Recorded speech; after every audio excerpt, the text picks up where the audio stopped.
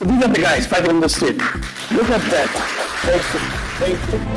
অন্তর্বর্তীকালীন সরকারের প্রধান উপদেষ্টা ডক্টর মোহাম্মদ ইউনূসের সরলতা নিয়ে নানা মহলে আলোচনা চলছে।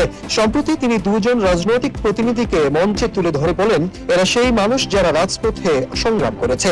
এই বক্তব্যে প্রশ্ন উঠেছে, বাকি চারজন রাজনৈতিক প্রতিনিধি কি তাহলে আন্দোলনে নেই? তারা কি রাস্তায় সংগ্রাম করছে না?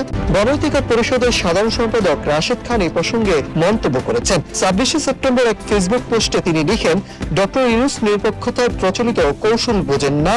যাদের প্রতি তার ভালোবাসা থাকে তিনি তা প্রকাশ করেই দেন। এজন্যই অনেকেই তার প্রতি অনুরাগ প্রকাশ করেন। রাশেদ খান জানান, উপদেষ্টারা মাঝে মধ্যেই ডক্টর ইউনূসকে সতর্ক করে বলেন, স্যার মাঝে মাঝে বাকিদের প্রতিও ভালোবাসা দেখান, না হলে অন্তর্বর্তীকালীন সরকারকে পক্ষপাত বলা হবে, এতে সবার সহযোগিতা পাওয়া কঠিন হয়ে যাবে। এ সময় ডক্টর ইউনূস সাধারণ ভঙ্গিতে উত্তর দেন, ও তাই নাকি, ঠিক আছে, তাদেরকেও ডাকো। গণ অধিকার পরিষদের সাধারণ সম্পাদক আরো বলেন, ডক্টর ইউনূসের এই সরলতা আজকের বিশ্বে বিরল।